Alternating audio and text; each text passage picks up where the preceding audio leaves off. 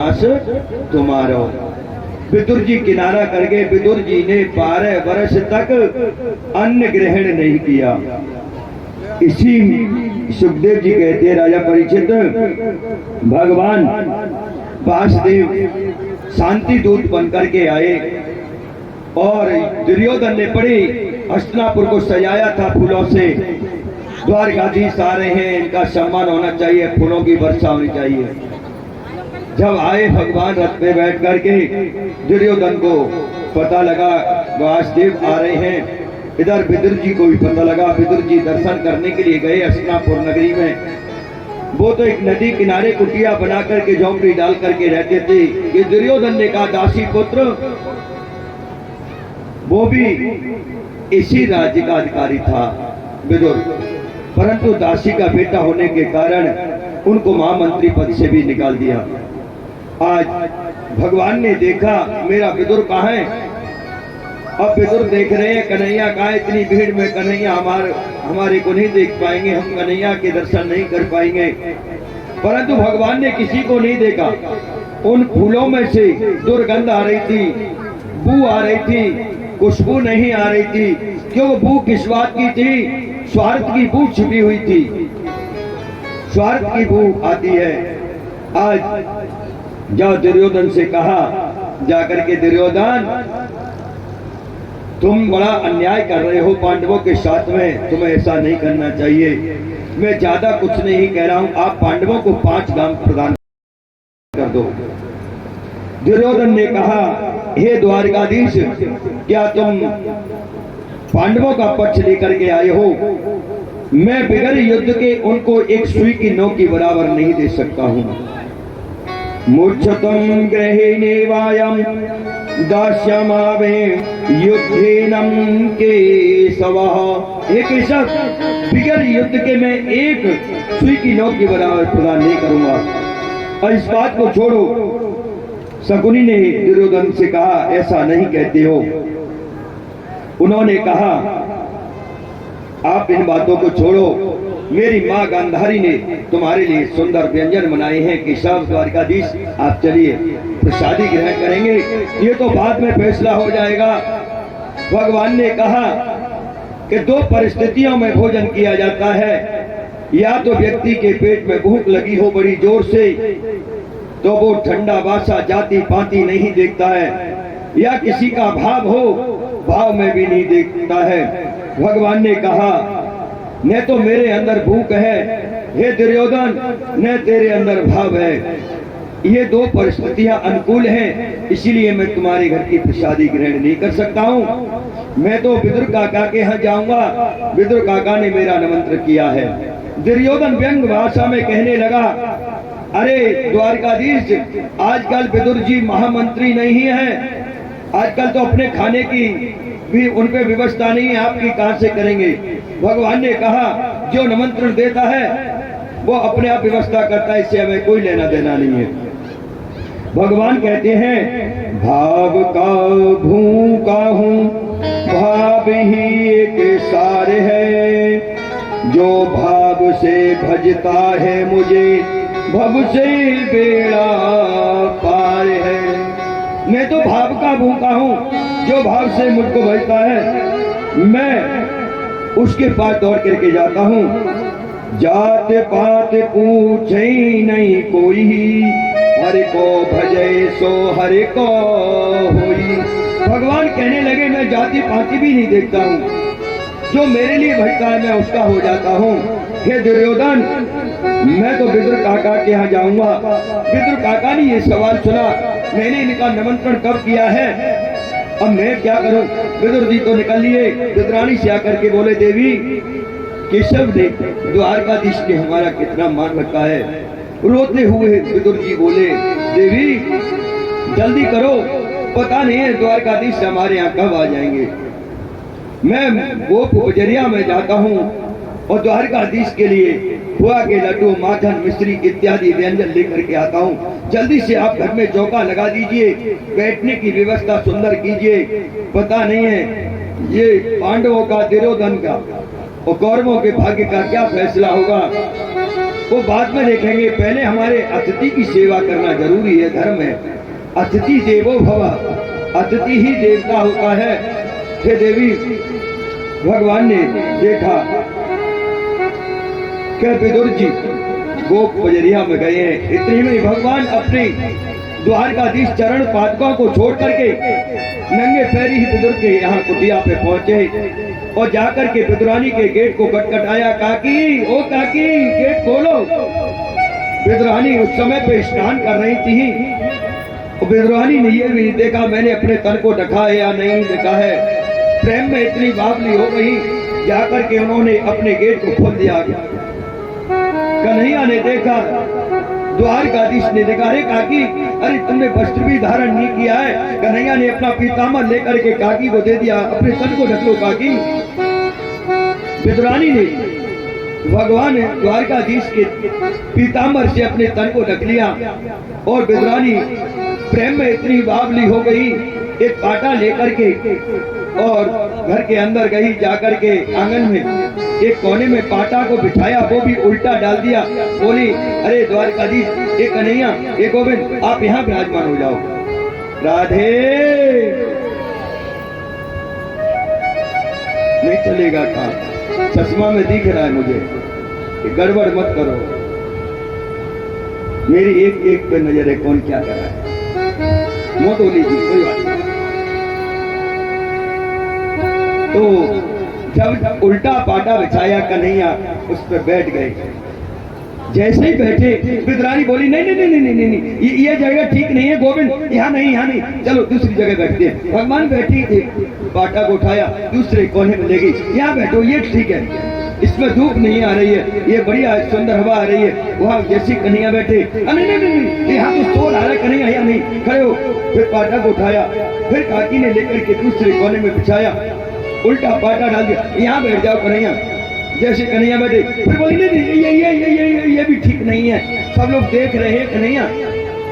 भगवान बोले, काकी, कहीं बैठने दोगी कि नहीं बैठने दोगी, कि दंड बैठक कराओगी। कन्हैया मुस्कुरा करके बोले, सिर पर पड़ा के बोली, मुझे क्या पता है, मैं तो बावली हो गई कन्हैया। हे द्वारकाधीश, आपको बिठा नहीं पाई, उल्टा पाटा डाल दिया, अभी आंगन में बिठा दिया कन्हैया। कन्हैया जोर से बोले, काकी, पेट पे हाथ घुमाते हुए, काकी बहुत जोर की भूख लग रही है, कुछ खाने टाइम मिलेगा। विद्रोही की आंखों में आंसू आ गए। हे द्वारकाधीश, मेरे घर पे तो एक मुट्ठी चावल भी नहीं है, मैं आपकी सेवा क्या करूं। रोने लगी। कन्हैया ने कहा, हे काकी, मुझे तो बड़ी जोर की भूख लग रही है, रहा नहीं जा रहा, कुछ भी दो खाने के टाइम। विदुरानी की आंखों से आंसू झरने लगे। कुछ भी नहीं है, कुछ भी नहीं। ये कदली के वृक्ष जो मैंने लगाए अपने हाथों से सींचती हूँ द्वारकाधीश, कदली के फल जरूर है, वो भी कच्चे हैं। आप चाहे तो मैं आपको ये पवा सकती हूँ। भगवान ने कहा, अरे काकी, कुछ भी लाओ, अग्नि प्रज्वलित हो रही, अब रहा नहीं जाता, बड़ी जोर की भूख लगी है। विदुरानी कही, एक टोकरी में कदली के फल लेकर के आई, भगवान के सामने पालती मार के बैठ गई, दूध को निकाल के फेंक देती और भगवान को छिलका खिलाने लगी। छिलका खा रहे हैं। इधर विदुर जी गोप बजरिया में जाकर के गोपों से कहे, भैया जल्दी बनाओ, खोआ के लड्डू दो, द्वारकाधीश आने वाले होंगे, जल्दी करो। लेकर के आए। इतने में काकी ने 8-10 केला के छिलके खिला दिए। द्वारकाधीश बड़े प्रेम से पा रहे हैं। भाव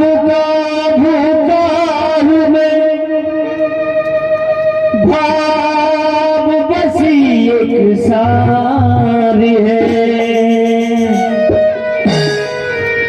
भाव से मुझको भरे, भव से मेरा पार होकर प्रेम दीवाने,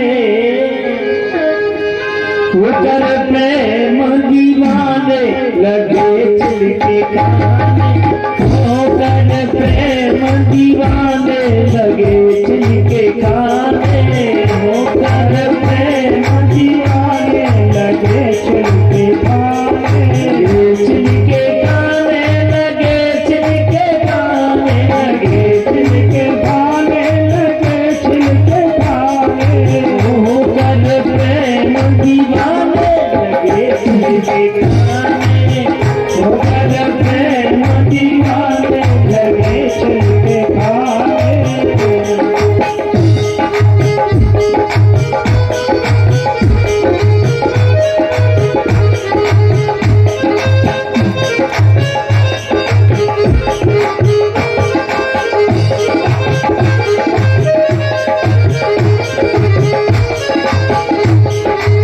काकी ने कन्हार मुरारी, काकी ने कन्हार मुरारी, सुध बुध भूल गए हैं बनवारी, सुध बुध भूल गए हैं बनवारी, बुध भूल गए हैं गिरधारी, सुध बुध भूल गए हैं गिरधारी, विदुर मुस्काने लगे छिलके खाने, होकर प्रेम दीवाने लगे छिलके खाने, लगे छिलके खाने लगे, छिलके खाने लगे, छिलके खाने लगे, छिलके खाने, होकर प्रेम दीवाने लगे छिलके खाने, होकर प्रेम दीवाने लगे।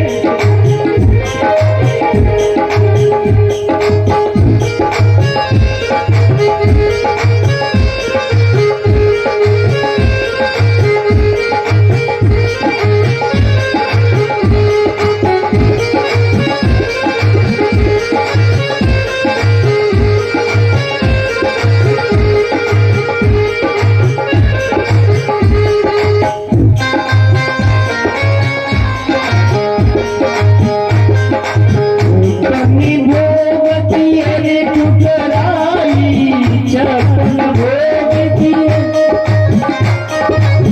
दुर्योधन की मेवा भाई, दुर्योधन की मेवा भाई, छप्पन भोगती है ठुकराई, वो छप्पन भोगती है ठुकराई, दुर्योधन की मेवा खाई, दुर्योधन की मेवन खाई, तीनों लोक में जाने लगे छिलके खाने, ऊपरी प्रेम दीवाने लगे छिलके खाने, लगे छिलके खाने लगे, छिलके खाने लगे, छिलके खाने लगे, छिलके खाने, होकर प्रेम दीवाने लगे छिलके खाने, होकर प्रेम दीवाने लगे छिलके खाने, होकर प्रेम दीवाने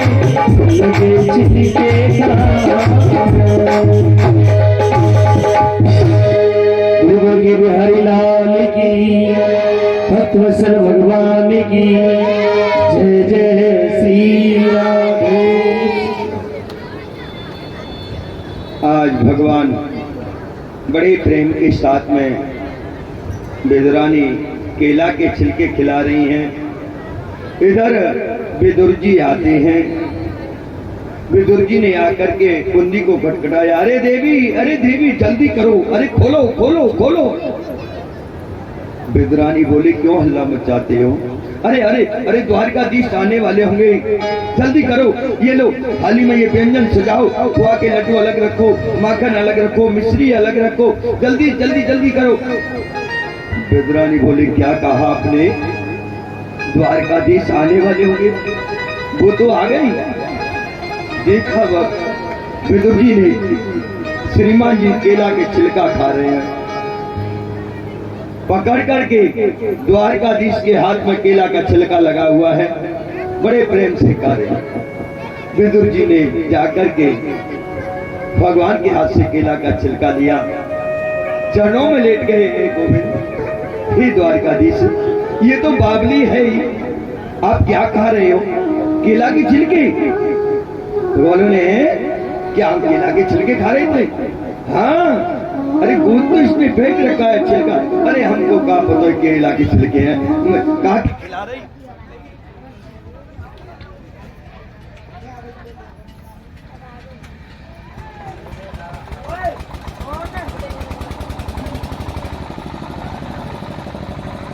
भगवान ने कहा हम केला के छिलके खा रहे हैं। विदुर जी बोले हाँ। उन्होंने केला का छिलका रखा। विदुर जी ने अपने कमंडल से निकाल के खोआ के लड्डू भगवान के मुख में दिए, द्वारकाधीश के मुंह में दिया। भगवान ने मुंह में जैसे रखा, बोले काका जी, जो स्वाद केला के छिलके में था वो खोआ के लड्डू में नहीं है। हैं? खोआ के लड्डू में नहीं है? हाँ काका जी, जो स्वाद, जो आनंद आ रहा था, काकी जो भोजन करा रही थी, वो खोआ के लड्डू के अंदर नहीं है। भगवान कहने लगे, हे विदुर जी, मैं 2 बार ही तृप्त हुआ हूँ। राम अवतार में जब बिल्ली ने मुझे अपने हाथों से झूठे पेड़ खिलाए थे, मेरा मन तृप्त हो गया कि आज काकी ने, विदुरानी ने मुझे केला के छिलका खिलाए।